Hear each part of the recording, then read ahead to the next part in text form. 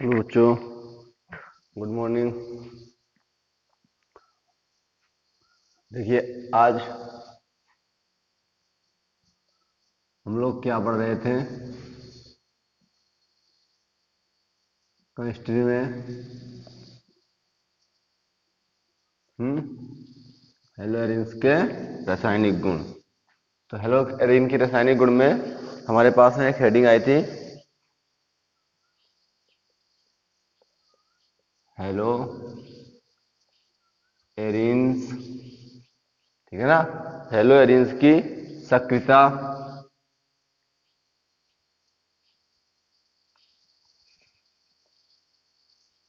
पर प्रतिस्थापी समूह, जो प्रतिस्थापी समूह होते हैं ना, प्रतिस्थापियों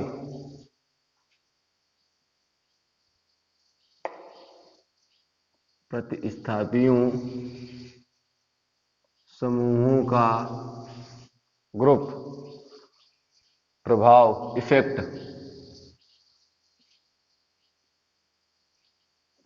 ये हमारी हेडिंग थी। हेलो की सक्रियता पर प्रतिस्थापियों समूहों का प्रभाव। देखिए, मैं कुछ रिएक्शन लिखता हूं, आप ध्यान समझना। रिएक्शन में लिखूंगा, उनमें मैं जो लिखने के बाद समझाऊंगा उस पर ध्यान देना।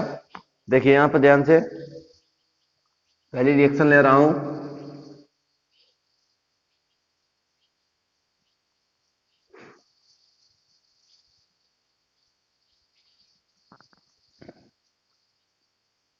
पहली रिएक्शन है हमारी, ये मैं आपको दिखा चुका हूं, ठीक है। Na और Cl, ये और ये निकल जाएगा NaCl प्लस OH बन जाएगा फिनोल, ठीक है ना। और डाउ प्रोसेस में हमने इसको देखा था, डाउ प्रोसेस में। अब देखिए बी,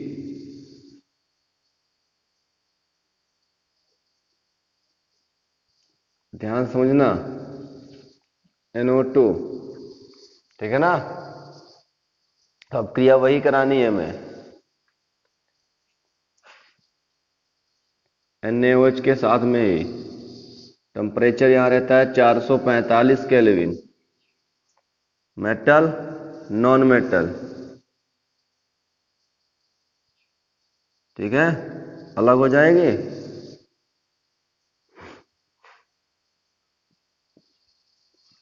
प्लस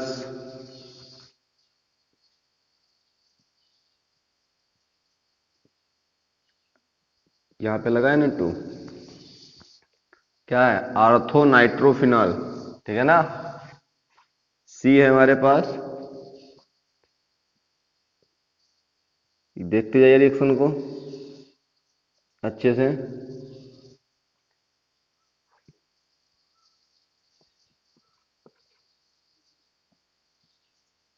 ये देखिए वही रिएक्शन है NaOH वाली, ठीक है ना। NaOH वाली ही रिएक्शन है, बस आप थोड़ा जो समझाने जा रहा हूं वो देखना। मेटल और नॉन मेटल अलग हो गए, NaCl अलग हो गया, क्या बचा हमारे पास, आर्थो पैरा, एक आर्थो पे है, एक पैरा पे है, और यहाँ OH आ गया, ठीक है। 3 हो गए। चौथी यहां देखिए,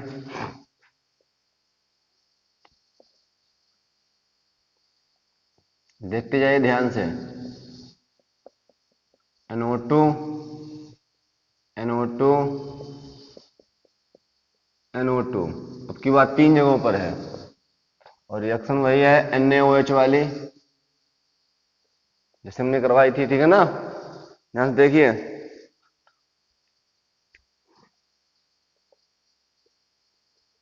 अब इसको हल्का गर्म करेंगे, हल्का गर्म करने पर फिर से वही मेटल और नॉन मेटल आपकी अलग, OH 3 NO2, 2 आर्थो पे है और 1 पैरा पे है। हो गया। अब देखिए, पहली रिएक्शन को होने के लिए उच्च ताप और उच्च दाब की आवश्यकता हुई, ठीक है ना। उच्च ताप और उच्च दाब की आवश्यकता हुई, लेकिन जैसे जैसे हम नीचे बढ़ते गए तो उसमें हमने प्रतिस्थापियों की जो संख्या है वो बढ़ाते गए। इनको प्रतिस्थापी समूह बोलते हैं। प्रतिस्थापी समूह मतलब क्या होता है?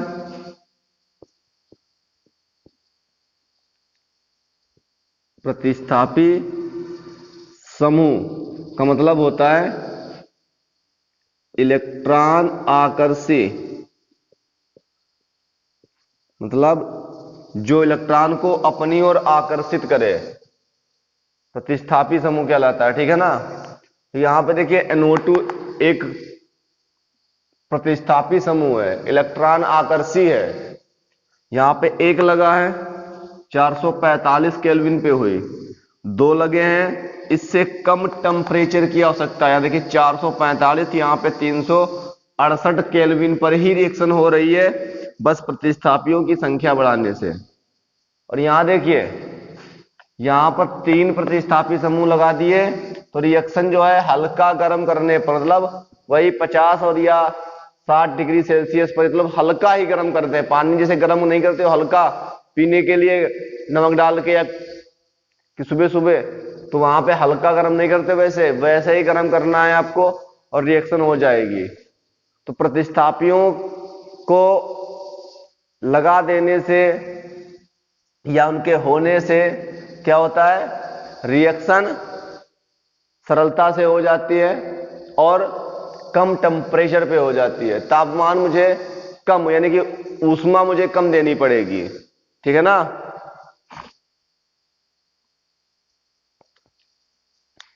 क्लियर ना पॉइंट? ऐसा क्यों है, तो इसका पॉइंट देख लीजिए। देखिए, क्योंकि यहां जो NO2 है वो माइनस M प्रभाव ये दिखाती है, माइनस M प्रभाव के कारण जो है यहां पे हमारी ये घटना होती है। और माइनस जो M प्रभाव समूह है, जो NO2 है, वो कहां जाएगा, आर्थो और पैरा। और देखिए आर्थो और पैरा पे लगे हुए हैं NO2, मेटा पे नहीं लगा है, आर्थो और पैरा पे लगा है, इसलिए रिएक्शन इस प्रकार से होती है हमारी। समझ में आ रही है बात? चेक कर लो बेटा, देख लो अच्छे समझ लो।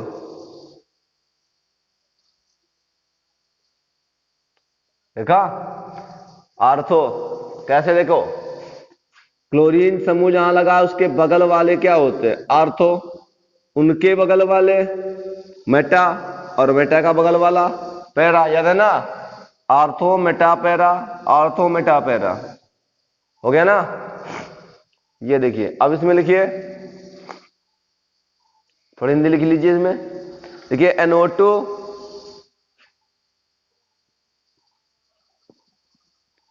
CN नाइट्रोसाइनाइड, CHO COOH आदि, इसका क्या और भी है हमारे पास, आदि इलेक्ट्रॉन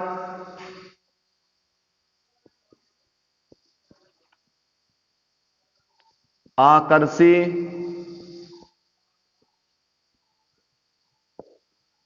समूह है। इसके अलावा और भी हैं, ठीक है ना, समूह है। यदि ये समूह आर्थो पैरा स्थिति पर हो तो ये घटना होगी, तो कम टेम्परेचर, ठीक है ना,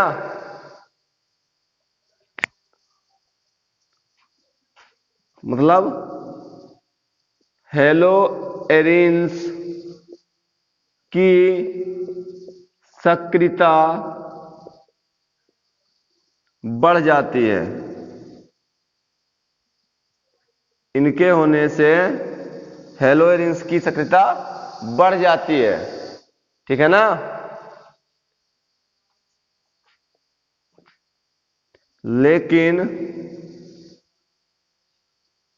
लेकिन इलेक्ट्रॉन आकर्षी समूह, लेकिन इलेक्ट्रॉन आकर्षी समूह मेटा स्थित पर होने पर यह अभिक्रिया 623 केल्विन तथा 300 एटीएम पर ही होगी। अगर आर्थो और पैरा पर हैं तो उनकी सक्रियता बढ़ जाएगी और कम टेम्परेचर पर रिएक्शन हो जाएगी। लेकिन अगर मेटा पर कोई प्रतिस्थापी समूह लगा है तो उसकी जो रिएक्शन है वो हमेशा 623 केल्विन और 300 एटीएम दाब पर ही होगी, इसके अलावा और कहीं पे नहीं होगी। हाँ वो है, बढ़ा सकते हो, कम नहीं कर पाओगे, कम करोगे तो रिएक्शन नहीं होगी मेटा वाली। जितना टेम्परेचर बढ़ाओगे उतनी जल्दी रिएक्शन होगी। लेकिन अगर आर्थो और पैरा पे लगा है इलेक्ट्रॉन आकर्षी समूह तो रिएक्शन जो है हमारी कम टेम्परेचर पे हो जाएगी। चलिए इसको नोट कर लीजिए, फिर आगे बढ़ते हैं।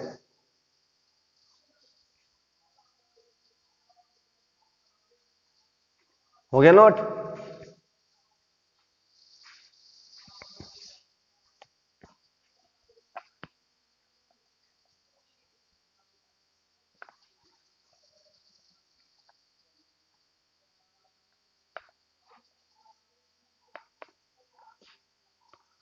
अगली हेडिंग है ढालिए धातुओं के साथ। धातुओं के साथ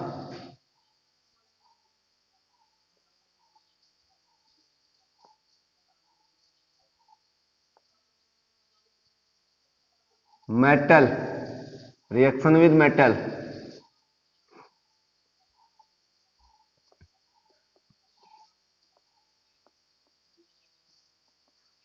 ठीक है ना, रिएक्शन विद मेटल। देखिए इसमें सबसे पहले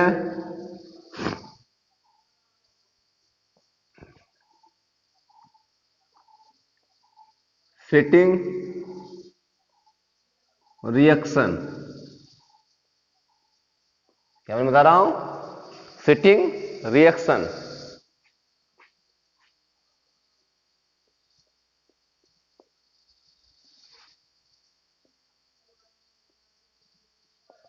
फिटिंग अपक्रिया, ठीक है ना, फिटिंग अपक्रिया। डालिए इसको फटाफट और इसको लिखेंगे, अब हम इसको करेंगे, ठीक है ना, फिटिंग अपक्रिया को।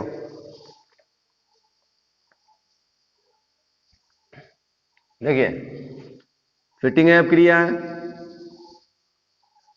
ले लीजिए, क्या लेते थे, हैलोएरिन्स, और फिटिंग रिएक्शन है सोडियम धात। क्लियर?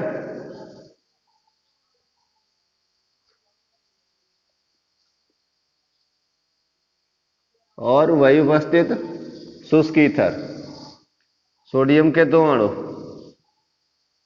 ये लीजिए, मेटल और नॉन मेटल अलग हो गए क्योंकि 2 नॉन मेटल थी इसलिए 2 Na लिए, तो निकलेगा 2NaX और ये दोनों आपस में जुड़ जाएंगे तो क्या बन जाएगा, इसको आपस में जोड़ दीजिए।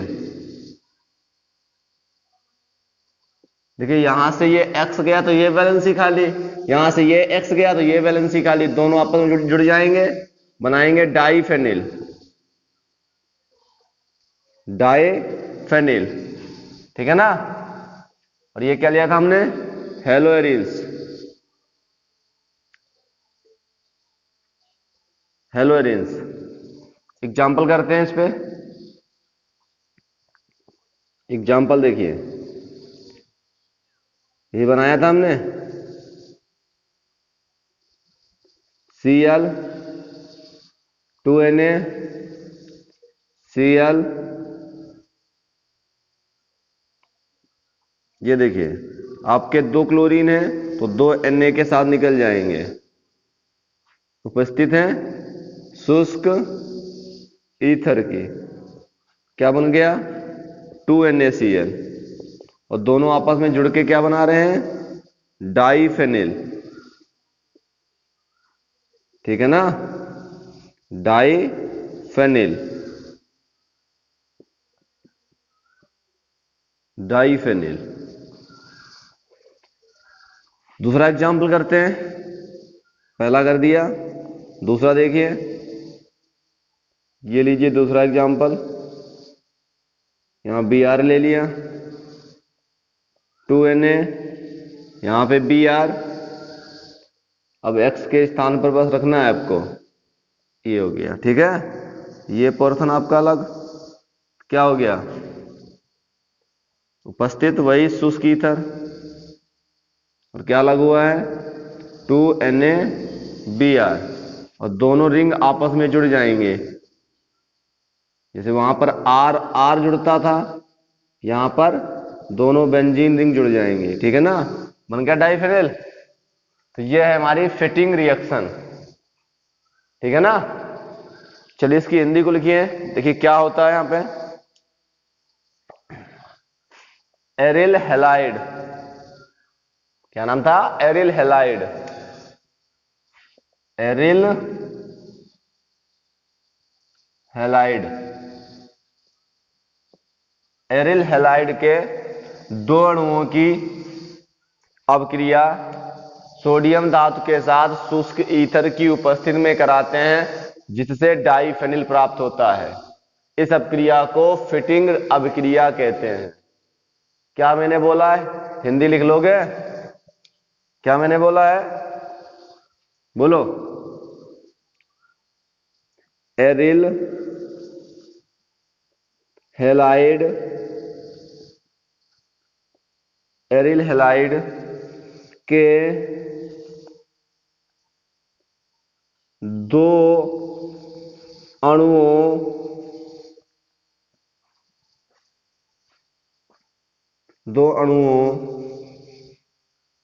की अभिक्रिया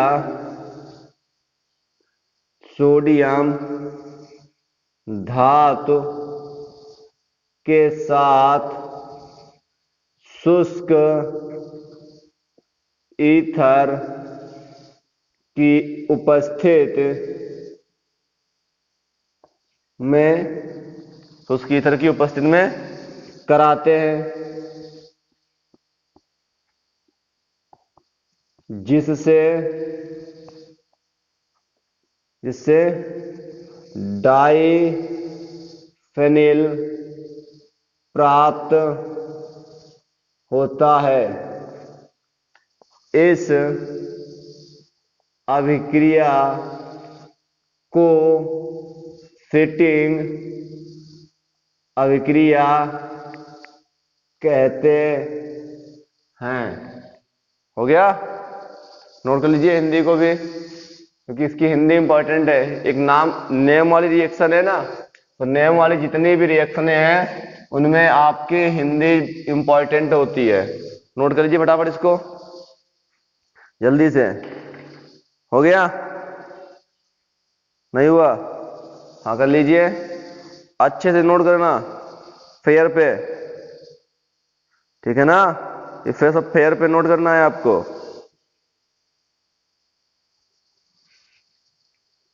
हो गया ना। चलिए अगले देखिए, अगली रिएक्शन को देखिए। अगली रिएक्शन है हमारे, उसको देखिए, 20 का पार्ट।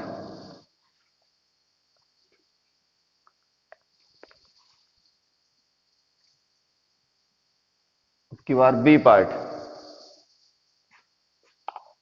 क्या पढ़ रहे हैं, रिएक्शन विद मेटल। ध्यान रखिए, अब हम बी पार्ट ले रहे हैं इसका।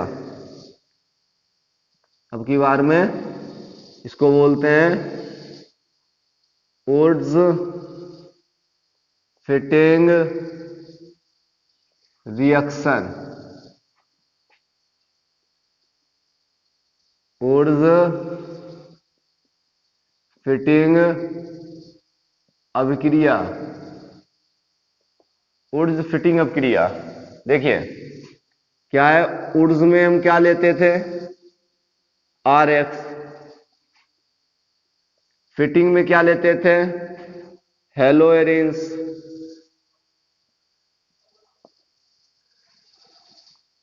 रिएक्शन वही सोडियम धातु के दो अणु, एक ये X एक ये X, तो आपका बन गया 2NaX प्लस प्लस क्या हुआ, देखिए हमारे पास में ये बेंजीन की रिंग बची ना, और यहां पे ये क्या बचा, R बचा। लग गया ना, बन गया ना एरिल। ये तो एरिल हो गया और ये R हो गया। R को क्या बोलते हैं, एल्किल। तो क्या बन गया हमारा, बोलो क्या बना, बोलो क्या बन गया, एल्किल बेंजीन। एल्किल बेंजीन बन के तैयार हो गया हमारा, ठीक है ना।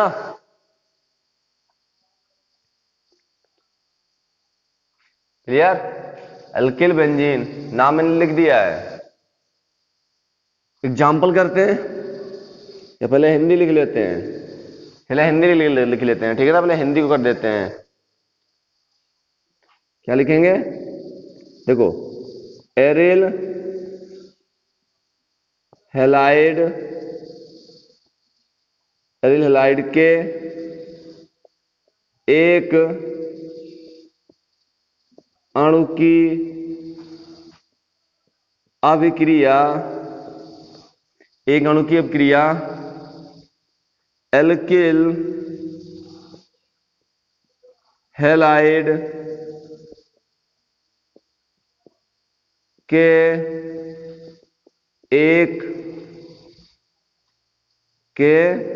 एक अणु के साथ, एक अणु तथा सोडियम धातु के साथ कराते हैं। हो गया, उपस्थित वही रहेगी यहां पर भी, ड्राई ईथर, शुष्क ईथर कराते हैं, जिससे एल्किल बेंजीन, जिससे एल्किल बेंजीन बनते हैं या प्राप्त होते हैं, जो भी लिखना चाहो, बनते हैं। अब करते हैं एग्जाम्पल। R के स्थान पर मैंने ले लिया C2H5X, X के स्थान पर Cl, 2Na प्लस X के स्थान पर Cl, यानी कि यहां पे लिया एथिल क्लोराइड, यहां पे लिया क्लोरोबेंजीन, और उपस्थित क्या है हमारे पास, ड्राई ईथर। ये देखिए मेटल और नॉन मेटल आपकी निकल गई, क्या बचा, ये लीजिए 2NaCl। क्या बचा हमारे पास, हमारे पास बचा है यहां पर C2H5। नाम देखो, एल्किल पहले लिखते थे, एल्किल में R का नाम यहां पे क्या, एथिल, तो एथिल बेंजीन। नाम देखिए, पहले आर का नाम लिखते हैं एल्किल। एल्किल मतलब क्या है? C2H5, क्या नाम है? एथिल, और बेंजीन जोड़ दीजिए उसमें। ऐसे दूसरा एग्जांपल करिए, C2H5 Br 2Na Br,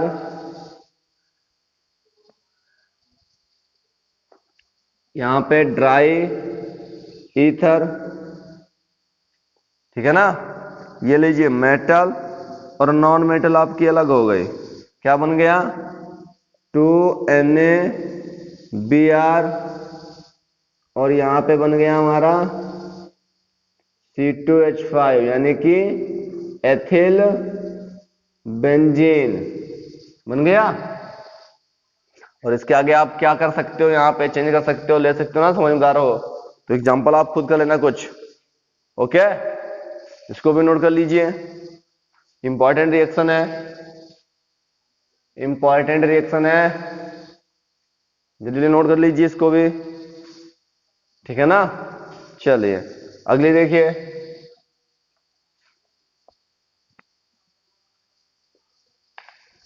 अगली रिएक्शन को देखिए,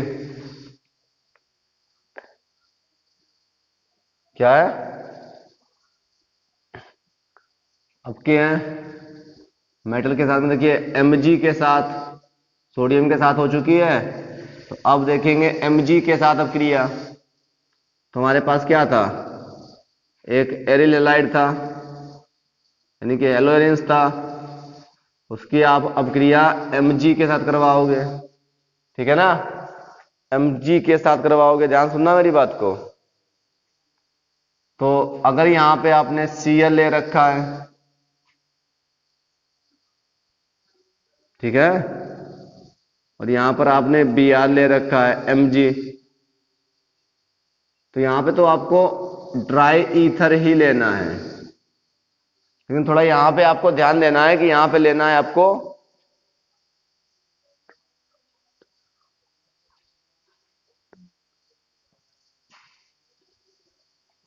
निर्जल THF। आपको यहां पे ड्राई ईथर, लेकिन यहां पे टेट्रा हाइड्रोफ्यूरेन लेना है, फ्यूरेन, इसको बोलते हैं टेट्रा हाइड्रोफ्यूरेन। ये निर्जल होना चाहिए, ठीक है ना।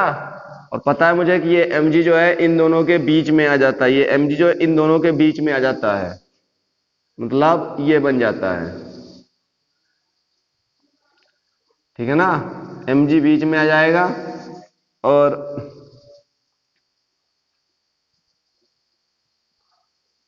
याद है ना ये रिएक्शन किसमें पड़ी थी? हेलोएल्केन में। क्या बन रहा था हमारा? ग्रिगनार्ड अभिकर्मक, ग्रिगनार्ड अभिकर्मक, याद है ना, ग्रिगनार्ड अभिकर्मक, ग्रिगनार्ड अभिकर्मक, इसका पूरा नाम लिख लो, THF, THF, tetrahydrofuran, furan, tetrahydrofuran, ठीक है ना, नोट कर लेना नाम, टेट्रा हाइड्रोफ्यूरेन। हो गया? हिंदी लिख लोगे ना? क्या लिखनी है इसमें? क्या लिखोगे इसमें? लिखना है क्लोरोबेंजीन की अपक्रिया मैग्नीशियम धातु के साथ शुष्क ईथर की उपस्थिति में कराने पर ग्रिगनार्ड अपक्रमक बनता है, ठीक है। इसमें वो क्या लिखना है? ब्रोमोबेंजीन, इसका नाम तो पता है ना, ब्रोमोबेंजीन की अपक्रिया मैग्नीशियम धातु के साथ निर्जल THF, टेट्रा हाइड्रोफ्यूरेन की उपस्थिति में कराने पर ग्रिगनार्ड अभिकर्मक बनता है। सिंपल सी हिंदी है, कोई दिक्कत नहीं है, बस यही देखना है। ब्रोमोबेंजीन की अपक्रिया मैग्नीशियम धातु के साथ निर्जल टेट्रा हाइड्रोफ्यूरेन की उपस्थिति में कराने पर ग्रिगनार्ड अभिकर्मक बनता है। हो गया ना, सिंपल सा। चलिए आगे देखिए, अगली रिएक्शन है हमारी Ullman reaction. Ullman reaction, Ullman reaction, ठीक है ना, उल्मन, या इसको अल्मेन भी लिखा है एनसीईआरटी, जाओ अल्मेन अपक्रिया, जो किताब में लिखा हुआ लिख लेना, इसलिए इंग्लिश लिख देता हूं, ठीक है ना बेटा। उल्मन अपक्रिया देख लीजिए, अभी तक हमने क्लोरो लिया है और ब्रोमो लिया है, और फ्लोरीन तो लिया ही नहीं कहीं पर, और आयोडीन भी नहीं लिया है। तो इनको बनाने, इनके रासायनिक गुण तो हम पढ़ चुके हैं, अब की बार में आयोडीन। तो जो ये आयोडीन है ना, इस पे ध्यान देना, इस रिएक्शन पे। उल्मन अपक्रिया में क्या है कि केवल और केवल ये अपक्रिया आयोडोबेंजीन के लिए है, आयोडोबेंजीन, ये दिमाग में बात बिठा लो अपनी, ये केवल और केवल आयोडोबेंजीन के लिए अपक्रिया है। ये देखिए, इसके दोनों लिए जाते हैं, दोनों मिल जाते हैं, बनाते हैं Cu2I2, cuprous iodide, cuprous iodide, cuprous iodide, ठीक है ना, ये क्यूप्रस आयोडाइड, और ये दोनों आपस में जुड़ जाते हैं, ठीक है ना, ये आपस में जुड़ जाते हैं और बन जाता है आपका डाइफेनिल, जो आप पीछे बना चुके हो, ठीक है ना, डाइफेनिल बन जाता है आपका। कोई दिक्कत? इसी को बोलते हैं उल्मन अपक्रिया, ठीक है ना, ओके। और यहां पे इसको जो है हीट करना पड़ता है, ठीक है ना, अल्मेन रिएक्शन हो गया। हिंदी लिख लीजिए इसकी, क्या बोला मैंने, आयोडो बेंजीन, आयोडोबेंजीन,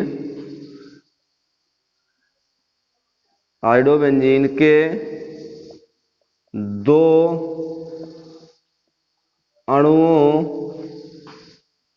की अभिक्रिया कॉपर, ये चूर्ण के रूप में होता है बेटा, चूर्ण, Cu कॉपर चूर्ण, कॉपर धातु के चूर्ण, यहां पे धातु कर लेना और अच्छा रहेगा, Cu धातु के चूर्ण के साथ साथ गर्म करते हैं, जिससे डाइफेनिल बनता है। इस अभिक्रिया को उल्मन अभिक्रिया कहते हैं। इसमें आप ब्रोमो और क्लोरोबेंजीन नहीं ले सकते हैं, वो रिएक्शन ये नहीं देंगे। उल्मन अपक्रिया जो है केवल और केवल आयोडोबेंजीन देते हैं, ये नोट कर लीजिए। उल्मन अपक्रिया कौन देता है? आयोडोबेंजीन देते हैं, ये अपने दिमाग में इस बात को बिठा लीजिए, ठीक है ना, हो गया, नोट कर लीजिए, नोट कर लीजिए इसको, क्लियर, चलिए धन्यवाद।